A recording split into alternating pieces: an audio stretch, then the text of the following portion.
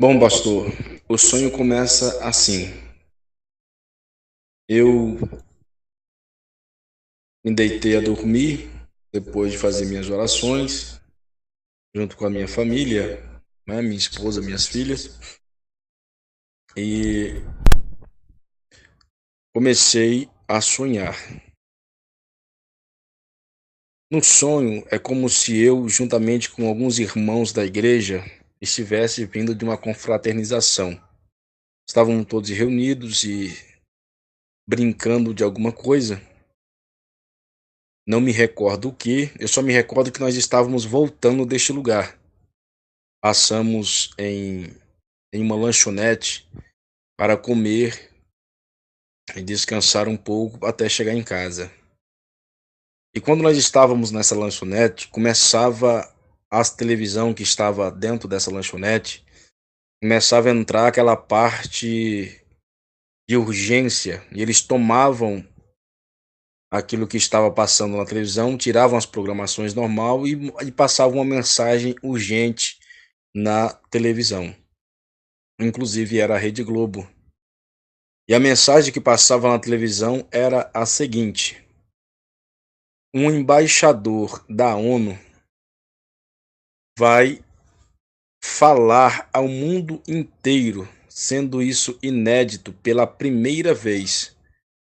Nunca aconteceu na história do mundo. Mas esse embaixador da ONU vai falar de Washington, capital dos Estados Unidos, para o mundo inteiro, vai ser transmitido via satélite. E o pedido que as Nações Unidas estão pedindo é para que todas as pessoas em todos os lugares se dirijam para as praias, se dirijam para os estádios de futebol, para as quadras, se dirijam para os lugares menores, se dirijam para as comunidades, aonde vai ter telões esperando em todos esses lugares. Todos os países vão estar fazendo a mesma coisa. E a data que nós estávamos nesse sonho era dia 20 de dezembro de 2020. Repetindo, era dia 20 de dezembro de 2020. Essa era a data desse dia que nós estávamos dentro dessa lanchonete. E desse momento em diante eu me assustava. Eu olhava para o meu irmão, que também é pastor, e dizia para ele: esse cara só pode ser o anticristo. E se ele não for o anticristo, ele está muito próximo a ele, pois nenhum homem na terra conseguiria falar com a humanidade inteira de uma vez só. Bom, respeitando o tempo de 3 minutos, eu vou tirar e de início de novo. Voltando, então eu me assustei e eu falava para as pessoas que estavam comigo: eu falei a vocês que esse cara era o anticristo, ou é o primo dele. E agora nós não temos mais tempo algum. Nós teve muito tempo para se preparar e nós não nos preparamos. E agora acabou o tempo. Quando eu falava acabou o tempo, eu já saía desesperado. Agora não existe essa tecnologia no WhatsApp. Só que naquele momento eu peguei meu WhatsApp e eu selecionava vários contatos e todos eram pastores e enviava um áudio para todos de uma vez só. Gravava o áudio de uma vez só para todos eles, coisa que hoje não é possível você gravar um áudio para vários contatos. A não ser que você grava e envie para vários contatos. Mas assim, lá era diferente. Eu gravava um áudio para todos os pastores que eu conheci e pedi uma reunião urgente aqui no templo da Igreja Coluna de Fogo. E então, quando era umas 8 horas da noite, nós todos se reunia, coisa de uns 25 a 30 pastores, bem conhecidos e próximos meu, e a gente se reunia para tratar desse assunto. Quando nós nos reuníamos, eu dizia aos irmãos, eu falei: olha, nós não pregamos acerca do anticristo, nós não ensinamos as pessoas sobre o anticristo, e por esta razão nós temos o dever de aproveitar esse resto de tempo que nós temos e fazer isso agora mesmo. E aí o que aconteceu? Nós juntávamos todas as profecias que falavam acerca do anticristo, colocava em uma folha e imprimia. E aqui em São Paulo era como se não só nós, esses 30 pastores que estavam reunidos, mas como se os outros pastores também tivessem reunido, vários outros pastores em outros lugares, em outras localidades. E a gente dividiu a cidade de São Paulo inteira e as cidades nas regiões para a gente panfletar as profecias acerca do anticristo, para o povo não ir para as praias, nem para os estádios, nem para as quadras de futebol, para ouvir a mensagem deste homem. Eu esqueci de relatar. Ele ia dar essa palestra dia 1º, às 0h, na virada do ano, do dia 31 para o dia 1º de 2021, de janeiro de 2021. Então, o que acontece?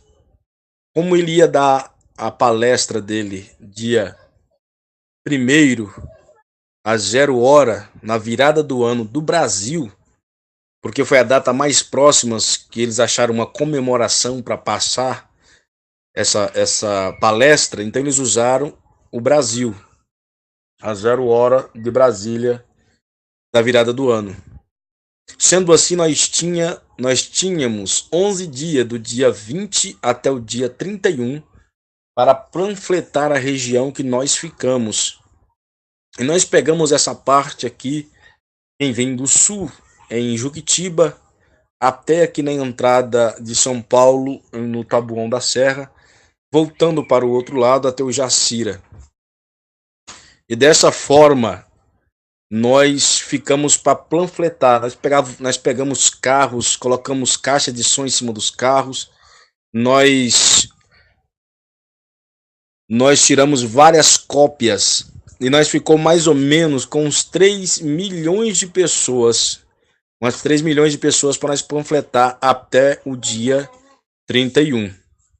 Sendo assim, nós cumprimos a nossa meta, a nossa região, até o dia 28 de dezembro de 2020. Quando nós cumprimos essa data, passava na televisão toda hora o anúncio desse cara. E no anúncio passava o nome dele. Ele tinha 2 nomes. Porém, perdão, vou tirar aqui. Voltando, o nome dele, eu não conseguia ouvir o primeiro, eu só ouvia o segundo. E o segundo nome desse cara era Macron. Eu, no sonho, entendia Macro, que é o nome do supermercado, de uma rede de supermercado que tem aqui. E achava até estranho. Pesquisando depois eu encontrei esse cara. Mas voltando, passava no anúncio na televisão a todo instante que esse cara ia dar esse anúncio. E ele ia falar como resolver os problemas climáticos que estavam acontecendo no mundo. E ele tinha solução para tudo. E então eu me preocupava, porque eu sabia pela Bíblia que o único homem que teria o poder de falar com o mundo inteiro e as pessoas se submeterem era a besta ou o anticristo.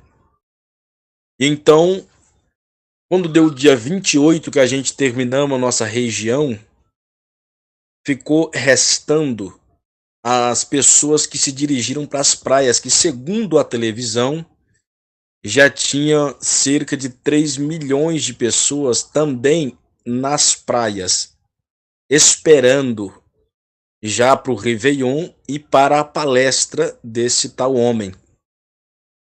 Sendo assim, eu fiz outra reunião com os pastores e nós decidimos fazer uma reunião geral.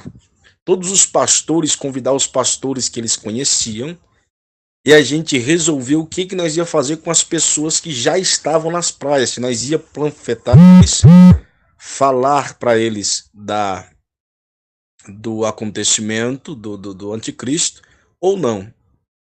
E então nós marcamos essa reunião para as 11 horas da noite do dia 28 de dezembro de 2020. Quando eu estava com um carro para sair, que nós marcamos a reunião no Monte da Luz, aqui em São Paulo, é um monte bem conhecido que tem aqui.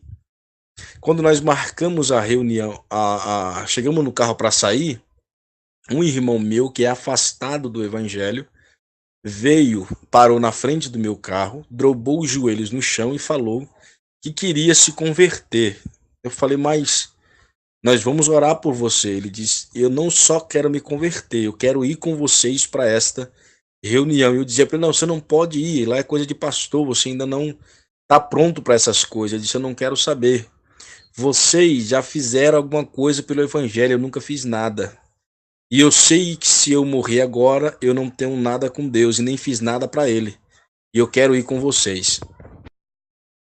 E aí eu tentei impedir o meu irmão dele ir com a gente, mas ele falou, eu tenho um carro e eu vou seguir vocês a qualquer preço.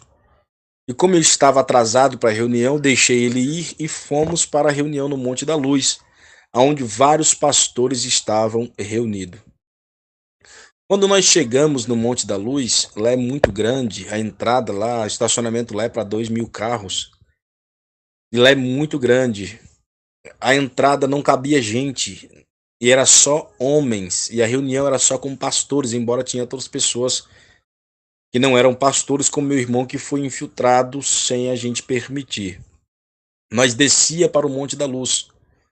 Com muita dificuldade nós alcançava o topo do monte, onde eles tinham montado um palanque.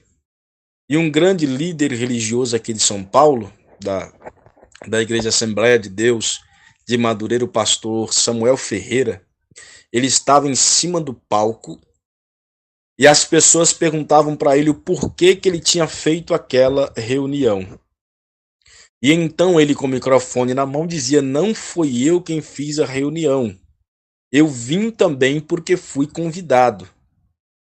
E nesse momento eu falei, não, quem fez a reunião foi eu. Eles pediram para me subir no palco e eu subi no palco. Então eu falei a todos os pastores desta maneira, olha, Deus nos deu a oportunidade ainda de nós nos redimirmos e falarmos acerca do anticristo.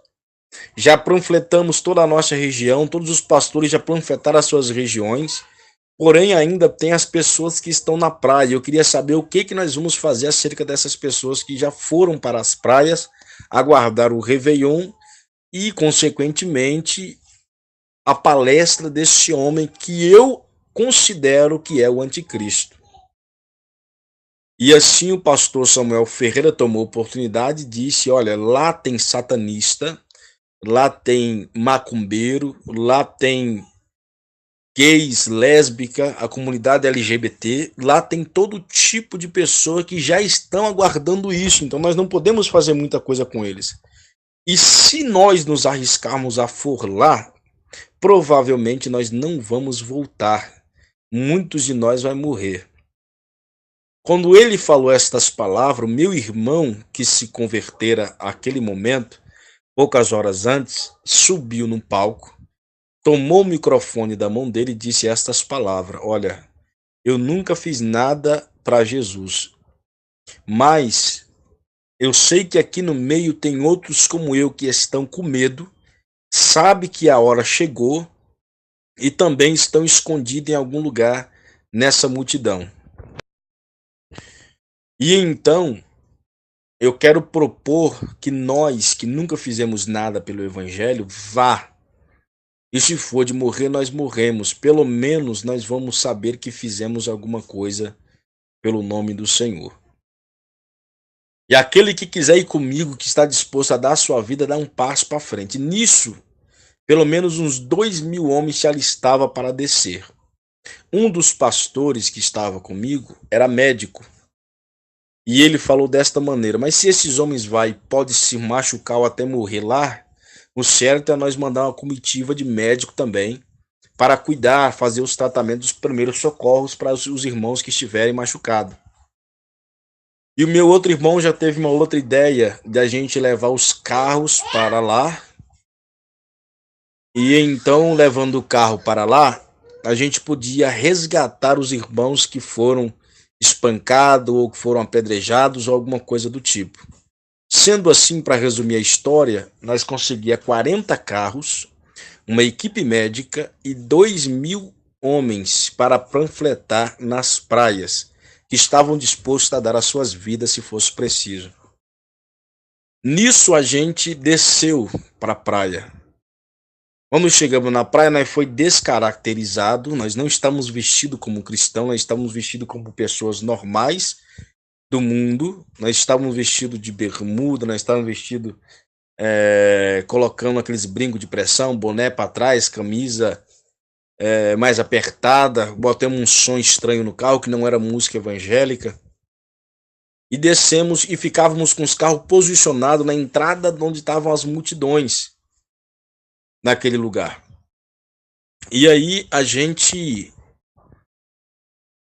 eu ficava no meu carro esperando com um rádio, foi outra ideia que tiveram lá, baixar no aplicativo de rádio no celular, os irmãos ficariam no máximo 10 metros em distância um com o outro, e assim a gente podia ver e ouvir. Qualquer coisa que acontecesse com os irmãos, o outro irmão passava o rádio, e nós que estávamos nos carros tinha que dar nossa vida se fosse preciso para salvar aquele irmão que estava machucado. E aí o primeiro rádio tocou e um irmão passou a mensagem para mim e disse: olha, tem um irmão aqui que está muito machucado, está mal, corre para cá agora que senão vão matar ele. Naquele momento eu aumentava o meu som, começava a cantar pneu com o carro e pedia para o povo sair da frente. E as pessoas saíram da frente pensando que eu estava doido e ia em direção ao irmão que estava com a localização do GPS no celular. E aí eu encontrava aquele irmão caído no chão. E quando eu encontrava o irmão, eu falava para as pessoas que estavam espancando ele: sai de cima que eu quero passar por cima dele. Eu vou matar. Então as pessoas saíam da frente do carro pensando que eu ia atropelar o irmão, mas na verdade eu queria salvá-lo. E eu encostava o carro perto dele, ele ainda estava bem consciente, e eu abria a porta. Quando eu abria a porta, ele ia para entrar, as pessoas juntavam. Eu prendia a mão do irmão, pedia para ele segurar firme e já saía cantando pneu outra vez com os irmãos, com as pessoas que estavam em redor, para colocar medo. E assim eu consegui resgatar. Levei esse irmão até o posto médico que nós tínhamos deixado perto, na Baixada. E chegando lá, eu deixei ele lá e já saí em seguida voltando e recebi outra chamada no rádio. Quando eu recebi a outra chamada no rádio, eu pedi para o irmão para ficar perto do irmão que estava sendo machucado, e eu corri ao encontro dele. Chegando lá, esse irmão já estava inconsciente. Eu via que não tinha mais o que fazer e eu dava meia volta com o carro e saía outra vez. E então eu ficava bem triste, começava a chorar dentro do carro porque aquele irmão havia morrido, e recebi outra chamada. E assim foi o tempo todo que nós estivemos ali.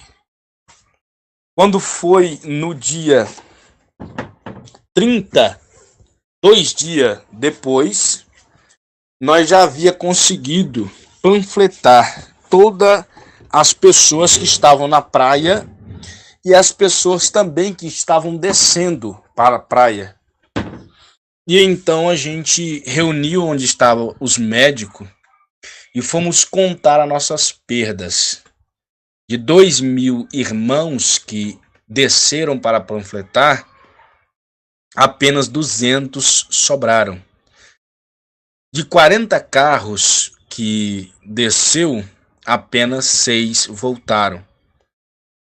O meu irmão que deu a ideia, que disse que daria a vida, se possível fosse, por não ter feito nada ainda e ter se convertido naquele tempo, não voltou.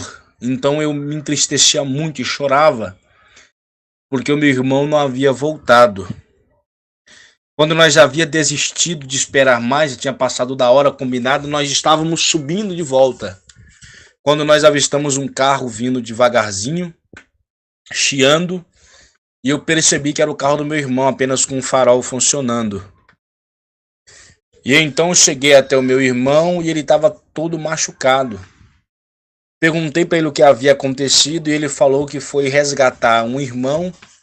E quando chegou até esse irmão, era um conhecido nosso. E sendo assim, esse irmão estava desacordado e ele não quis deixar ele de mão. Ele foi salvá-lo da mesma forma e quase morreu para tirar esta pessoa de lá. E assim ele voltou quase nas últimas. Terminando, nós regressamos de novo para o templo da igreja aqui em Tapicerica da Serra. E ao chegarmos, já era bem tarde da noite, era aproximadamente umas meia-noite para 1 hora da madrugada. Nós não fomos para os nossos lares. Nós fomos para a igreja e eu apressadamente falava com todos que estavam ali. Agora nós temos que ir embora. Nós temos que fugir daqui enquanto nós ainda tem tempo. Nós não podemos ficar mais nem 1 minuto aqui. E os irmãos então começavam a perguntar, mas fugir para onde? Que lugar? E eu dizia desta maneira, eu encontrei um velho na internet e era um irmão. E esse velhinho na internet teve uma revelação, segundo ele, que Jesus voltaria em breve, só que o anticristo chegaria primeiro. E Deus mandou ele numa montanha guardar mantimento para um povo que iria se esconder nessa montanha. E então esse velhinho fez uma senha. E a senha que ele fez estava num site e só conseguia baixar o mapa desse lugar quem tivesse a senha. E ele não deixou a senha em canto nenhum. Segundo ele, somente acharia essa senha quem Deus revelasse essa senha. Deus me revelou a senha. A senha era Espírito Santo.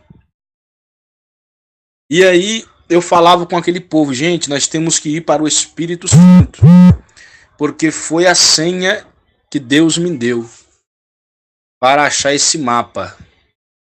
E então eu pedia que 2 jovens da igreja que mexem muito com o computador procurassem esse velho e colocassem a senha Espírito Santo. E eles colocavam e encontravam o mapa. E o mapa estava dizendo que a localização ficava também no Espírito Santo. Sendo assim, eu dizia, agora nós já temos para onde ir. E nisso, um dos meus irmãos, melhor, 2 dos meus irmãos de sangue, são carreteiros. Um chegou com uma carreta e outro chegou com um bitrem. No primeiro vagão do bitrem estava cheio de compra, que ele trabalhava num supermercado, numa distribuidora. E o outro estava com a carreta vazia. E o pai de uma das jovens aqui da igreja é motorista de ônibus, e ele chegava com um ônibus. E vários carros pequenos nós tínhamos. Eu falei, gente, nós já tem como ir embora, vamos embora. Porém, meu irmão, que é pastor e é mais velho que eu, dizia, olha, nós não temos certeza ainda quem é este homem. E o que ele vai fazer? Eu acho desnecessário nós sair daqui às pressas dessa maneira. Acho melhor nós esperar o que este homem vai falar e então a gente tomar a decisão correta. E então olhar para ele e falava assim, Hércules, não pode, esse cara é o anticristo e ele vai matar todos nós temos que fugir agora, nós não podemos esperar. E então algum dos outros pastores começou a concordar com o meu irmão, e grande maioria concordava com ele, não gente, vamos aguardar, nós não precisamos sair aqui nas pressas, nós não precisamos fazer as coisas dessa maneira, se nós sair daqui desta forma, nós vamos se precipitar.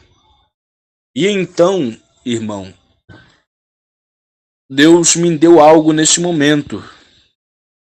Como se na visão eu soubesse que eu havia tido esta visão há 2 anos atrás e eu não tinha feito nada. E estava se cumprindo a visão por completo. E eu não podia ficar ali. Porém, como a maioria decidiu ficar, eu não podia ir contra eles. Porque eu era a minoria. Então eu dizia para eles, olha, por favor, vamos, gente. Vamos, nós não podemos esperar, hoje ainda é dia 30. Nós dorme um pouco, amanhã cedo nós sai. Nós vamos ter rodado um dia todo até ele começar a sua palestra. E os irmãos não me deram ouvido. E então eu, triste, abaixava a minha cabeça e ficava aguardando a palestra. Todo mundo foi dormir. E quando foi no outro dia, dia 31, que era a véspera do Ano Novo, nós fizemos outra reunião para todo mundo assistir na igreja, que ia ser às 0h. E eu já arrumei todas as minhas coisas, já arrumei dentro de minha casa, deixei tudo pronto. E desta forma a gente se preparou para ouvir a palestra. Então, irmão, contra a minha vontade, nós aguardamos a palestra deste homem. Eu vou cortar os detalhes para diminuir mais, porque é muito tempo. Então, tinha o Réveillon, vinha o estouro dos fogos, e assim que terminava a queima de fogos na praia, dava início à palestra desse homem nos Estados Unidos, em Washington. E era transmitido nas praias, tinha uns dirigíveis e uns barcos, e eles ligavam no outro, o dirigível ficava no céu, e a embarcação na água, e virava um telão. Um telão como se fosse uma imagem holográfica. Não que tinha uma tela real ali, matéria, não, mas era a imagem holográfica transmitido por um sinal de luz. Era bem interessante, eu nunca vi isso em outro lugar. E todas as pessoas assistindo e nós assistindo pela televisão, reunidos na igreja. O que acontece?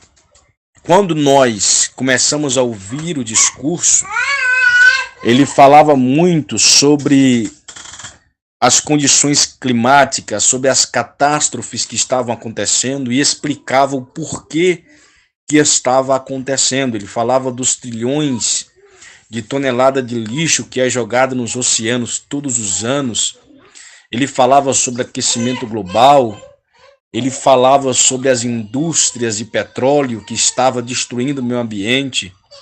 Ele falava sobre tudo que diz respeito a clima e a natureza, sobre a extinção das espécies, e ele tinha soluções radicais para tudo. Ele dizia, vamos extinguir agora todas as petrolíferas e todos os carros serão substituídos por carros elétricos. Quem não tem a condição para fazer isso agora, faça quando tiver. Mas a partir de hoje, nenhum carro mais poderá rodar com gasolina, com álcool, com óleo, com gás. Tem que ser carro elétrico. Ele falava também que os lixos iam ser limpos dentro da própria casa. E ele já tinha uma máquina que o esgoto purificava a água, e todos os lixos iam para essa máquina que era em outra parte e era reciclado. E ali se fazia várias coisas, inclusive adubo orgânico com os lixos, com os restos de comida. E era só que, pulando essa parte para a gente não deixar a conversa grande demais, o que acontecia? Ele terminava depois de aproximadamente umas 2h30, 3 horas de palestra. Ele terminava a palestra dele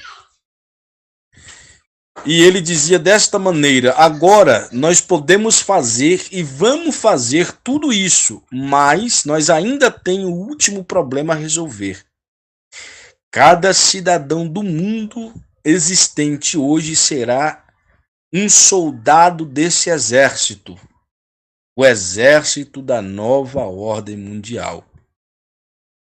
Ele dizia: todo aquele que não quiser cumprir as leis e as regras que serão impostas, poderão ser mortos por qualquer um de vocês que querem seguir as regras para mudar e salvar o nosso mundo. Ele dizia: o retrocesso da humanidade até hoje chama-se um povo chamado cristão. Então todo cristão que não renunciar à sua fé e aceitar os termos que serão impostos a partir de hoje, vai ser morto. Quando ele falava essas palavras, vai ser morto, e vocês têm até o dia 10 de janeiro de 2021 para executar esse plano e nós colocar em ação o resto dos planos que a gente ainda temos. Eu desligava a TV, olhava para os irmãos e dizia: vocês querem ouvir ainda mais o quê? Já não foi o bastante? Agora nós estamos nas mãos desses caras e nós deveria ter ido embora quando tivemos a chance. E ali algumas pessoas se desesperavam, algumas pessoas começavam a chorar e eu dizia: olha, não adianta mais chorar. Pega as coisas de vocês e vamos embora agora. Isso era por volta de umas 3 para as 4 da madrugada, quando nós fazíamos as malas, sendo 3 carros grandes, 2 carretas e um ônibus, uma minivan, e uma faixa de uns 15 a 20 carros pequenos. E a gente lotava todos esses carros, nós tiravam as mulheres, colocava todas elas, mulheres e crianças, no ônibus e na carreta. E os homens iam dentro dos carros fazendo tipo de patrulhamento. E nós dividimos esta viagem em 3 grupos, para não ficar todo mundo junto e se for pego, ser pego todo mundo. Nós dividimos 3 grupos, cada grupo com um dos carros grandes e cada carro saiu na frente. Sendo assim, foi um carro grande na frente com 7 carros pequenos. 5 quilômetros depois que esse carro da frente tinha andado, o outro saiu com mais 7 carros pequenos. E o restante 5 quilômetros depois foi com outro carro. A gente usou essa técnica para, caso algum de nós fôssemos pegos, outros poder fazer alguma coisa. Todos nós estávamos com rádio transmitido pelo celular. E então nós saímos de madrugada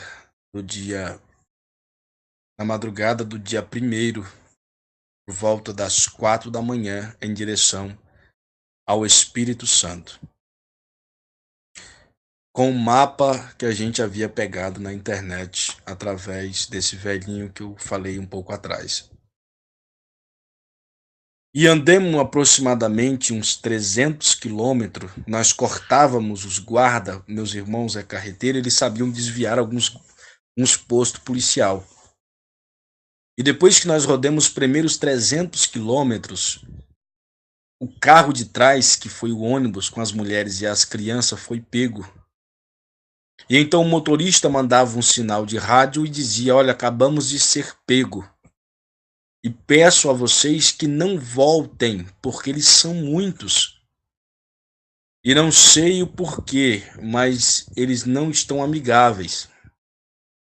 Quando essa mensagem chegava para mim, eu já virava o carro dizendo: vamos voltar. Minha esposa e minhas filhas estão lá.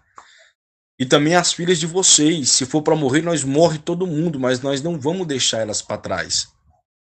Quando nós estávamos manobrando os carros para voltar, eles começavam a matar. E a lei era que eles não podiam matar com arma de fogo, tinha que ser arma branca. Porque as armas de fogo também estavam causando mal à natureza. Então tinha que ser espada, faca, entre essas coisas. E então um dos irmãos gravava dentro do ônibus, que era só mulheres e criança, eles vieram matando. E então, quando eu recebi aquele vídeo, eu desesperei e caí no chão aos prantos, porque minha esposa e minhas filhas morreram. E eu chorava muito, muito, muito, muito. E os irmãos me chamando para agora não adianta mais, já morreu, não tem mais o que fazer. Eu dizia, não, não tem jeito, nós tem que voltar, vamos voltar. Minha esposa morreu, minhas filhas morreu. E eu perdia totalmente o sentido da vida. E as forças, eu não sabia o que fazer. E então, quando eu... desculpa aí, pastor, porque me emociono bastante. Não sei porquê, mas Deus sabe. Nesse momento, um dos jovens aqui da igreja chegava para mim e dizia: Pastor, o senhor sempre me falou que quando a gente morre na presença de Deus, a gente vai para o céu. Então sua esposa e as suas filhas estão no céu. Quando nós morrer, que não vai demorar pelo jeito, nós vamos encontrar eles lá. Por que o senhor está chorando? Quando esse jovem me falava estas palavras, me confortava. Então eu dizia mesmo, eu havia me esquecido disso. Vamos para frente, deve ter algum plano com nós, ou vamos morrer na estrada, mas vamos adiante. E então continuava seguindo. Nós andávamos mais 300 quilômetros e o outro carro, o segundo comboio que vinha atrás era pego. Eles não começaram a pegar da frente, nós estávamos na frente, eles começaram a pegar de trás para frente. Era como se eles fizessem uma emboscada, deixávamos a gente passar e pegava o último. E assim, era do meu outro irmão, ele me mandava o áudio e dizia: olha, já vai embora, não pare, não pare, eles já pegaram a gente. E nisso já começavam a matar, eles não perguntavam se a pessoa queria renunciar nem nada, porque nós era fugitivo. E já matavam. E aí nós íamos no carro louvando, nós íamos no carro adorando, orando, acabou o louvor, acabou a oração. A maioria das pessoas que estavam vindo com a gente vinha chorando dentro do carro, os outros carros que encostava, todo mundo chorando, sabe, sem ter nenhuma expectativa mais de sobrevivência ou de futuro. E as pessoas, agora todo mundo ligado em Deus, preocupado com a sua salvação, muitos pedindo perdão e era uma agonia, pastor, que eu sinceramente nunca havia vivido. E essa experiência para mim foi muito profunda, porque até hoje eu ainda sinto quando eu começo a falar desse sonho. E então nós continuamos, depois que esse carro do meu irmão foi pego, nós continuamos e andamos mais 300 quilômetros, completando 900 quilômetros de viagem. Bom, abençoado, voltando à visão, já consegui me recompor, estou bem melhor. Quando nós completamos 900 quilômetros de estrada de asfalto de pavimento, poucos pedaços que a gente cortou por estrada de terra para cortar dos guarda, a gente terminou o asfalto, né, o pavimento, e agora tinha mais 600 quilômetros para rodar em estrada de chão, de barro. 300 quilômetros nós conseguimos andar com a carreta e os carros. Porém, ao fim desses 300 quilômetros não andava mais carro nem carreta, só moto e cavalo ou a pé. Era como se fosse uma subida e muito cascalho, pedra. E no pé dessa subida, dessa serra, não era muito íngreme, dava para subir sem muito esforço, tinha uma pequena aldeia, uma pequena cidade, tinha casas de concreto, de barro, de bloco e algumas de madeira. Então era uma pequena vila, toda destruída, essa pequena vila. E como se tivesse uma guerra acontecido naquela vila, pedaços de casa, de telha, de muro, escrombro, é uma guerra mesmo. E pedaços de pessoas, braço, perna, cabeça, uma coisa horrível. E a gente começou a andar por dentro daquela vila para ver se tinha sobrevivente. Começamos a chamar as pessoas. Tinha pessoas machucadas no chão, vivas ainda. E quando a gente entrou naquela vila, saiu mais ou menos umas 60 pessoas dessa vila que ainda estavam vivas. E uma senhora mais de idade veio até mim e disse: Meu filho, o que está acontecendo? E eu dizia: Mas como assim? A senhora não sabe o que está acontecendo? Ela não, começou a cair umas coisas aqui na cidade. Eu falei: Mas o que que destruiu a cidade? Ela disse: Então, meu filho, umas bolas de ferro que cai do céu, explode no chão e elas destrói tudo. Eu dizia: Mas como assim? Não tem fogo aqui? Ela dizia: Não, mas não tem fogo. Elas são umas bolas de ferro e elas caem no chão e elas estouram. E vai pedaço de ferro para todo lado, só que não tem fogo, não tem fumaça. E onde elas passam, elas destroem. E então nós falávamos para ela: Olha, a senhora sabe que o anticristo chegou. Ela: Mas quem é anticristo? Eu falei: Aquele que veio para destruir a igreja. Mas o que é a igreja? E então eu descobri que aquela mulher, ela não conhecia Jesus. Nem ela e nem a vila dela. Eu falei assim: Mas como a senhora não conhece Jesus? A senhora não conhece? Todo mundo conhece Jesus, a gente prega para todo lugar. Eu falei: Então, eu vou contar a história para você. Ela me disse que o pai dela era um índio e foi para a cidade. Chegando na cidade, ele não gostou da cidade. Ele não gostou das coisas que viu na cidade. Então trouxe a família dele para o mato outra vez. E chegando no mato, ele comprou um pedaço desse mato do governo. E esse pedaço onde ele comprou tinha muito ouro e ninguém sabia. Então ele garimpou esse ouro. E muita gente veio de muitos lugares e construíram casas e virou uma vila grande. E então esse garimpo acabou o ouro e muitas das pessoas voltaram para suas casas na cidade. Um pouco dessas pessoas ficou lá. E como o pai dela ficou muito rico, segundo ela, ele comprou uma torre para bloquear sinal de telefone. Que ele não queria que a modernidade entrasse dentro daquela cidade, daquela vila. Então eles eram desligados do mundo. O conhecimento que eles tinham era das pessoas que vinham de fora, mas não tinha rádio, televisão, não tinha nada lá, porque o sinal era todo bloqueado. E então a gente anunciou o evangelho para ela, falando que Cristo estava voltando, que estava acontecendo no mundo, a perseguição à igreja, e eles quase todos se converteram. E eu compreendia que essa era a minha missão. E junto com esse povo veio uma criança de aproximadamente uns 7 anos de idade que parecia minha filha. Eu tenho uma filha com 7 anos de idade e outra com 1 ano. E aquela mais velha, uma moça, parecia minha filha mais velha. Ela estava com um machucado na perna, ela só mancava. E eu lembro que eu abracei essa criança e disse para ela: Eu vou cuidar de você. Você vai ficar comigo. Cadê seus pais? E ela dizia que os pais delas tinham morrido. Então eu pegava, abraçava aquela criança como se ela fosse a minha filha, porque era muito parecida. E quando a gente começava a seguir para entrar, para procurar o nosso mapa, acontecia um estrondo no céu. E aquele povo já se desesperava, porque ele já sabia o que era, nós não sabia.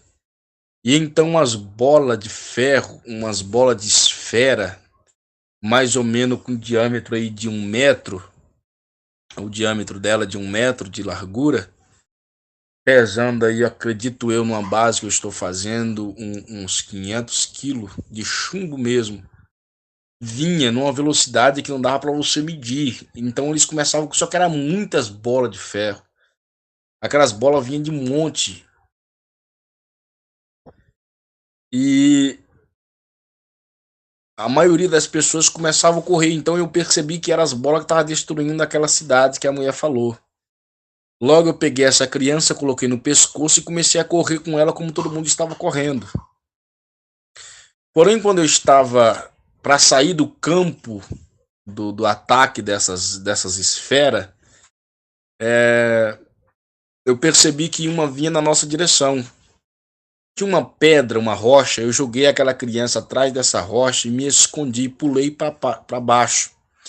E aquela bola caiu uns 10 metros de distância de nós. E ela explodiu e um pedaço de ferro passou na batata da minha perna esquerda, arrancando tudo, ficando só o osso para fora. O osso ficou intacto, mas dava para ver pela batata que não tinha mais. E ali logo a gente correu, caçou jeito de fazer uns curativos, de remendar, de colocar uns panos, e eu já não tinha mais expectativa mesmo, aí que acabou minha expectativa de vez. Eu falei, eu vou morrer. E aí então a gente, todo mundo andando, muita gente morreu nessa hora, a gente andando, continuamos andando, ficou apenas 3 mulheres vivas da nossa família que veio na viagem, que foi minha mãe, a minha cunhada e a minha sobrinha que veio na bolé do caminhão do meu irmão, que foi o primeiro caminhão que a gente tava. Os outros 2 foi pego, o caminhão e o ônibus. E então, mais uma vez, passado umas meia hora, aquelas bolas apareceu.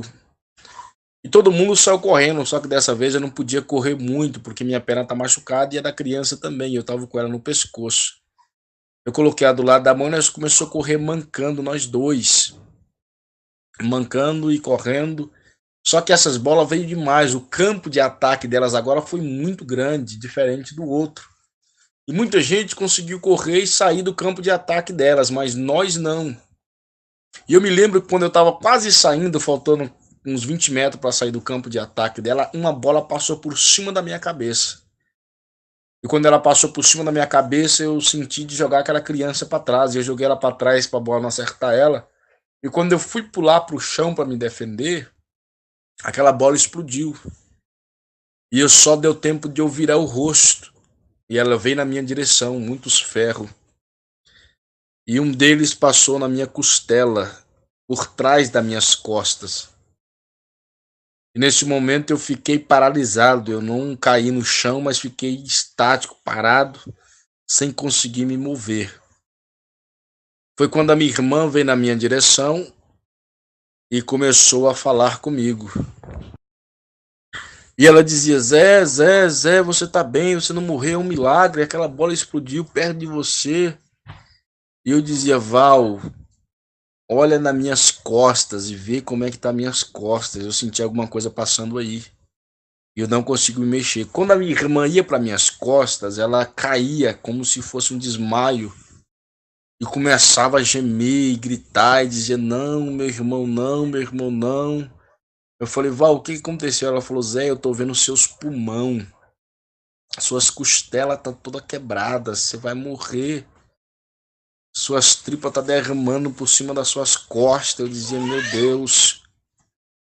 E aí, esse rapaz que havia falado comigo, o rapaz que havia falado comigo para mim não ficar preocupado que a minha esposa e minhas filhas tinham morrido, mas eu ia encontrá-las no céu, veio até mim, pegou nas minhas mãos e começou a ficar desesperado. De pastor José, não, você não pode morrer. Você tem que levar nós até aquele lugar, você não pode morrer, você não pode morrer. E desesperava. E eu dizia para ele, eu falava, Gleidson, você falou comigo que eu ia encontrar minha esposa no céu e agora eu tô indo, Gleidson. Você tem que continuar e eu vou ficar por aqui. E ele se desesperava. Quando a minha mãe veio, pegou nas minhas 2 mãos e começou a chorar em outras línguas. Chorar num sentido espiritual muito grande. E nessa hora o meu corpo começou a tombar, meu corpo de carne, mas o meu corpo espírito ficou pegado nas mãos dela. E então houve uma explosão de luz muito forte, como se fosse um flash de máquina de fotográfica, aumentado 1000 vezes, e aquela explosão de luz pegava nos meus olhos, e eu dava um impulso para cima, como se eu estivesse subindo.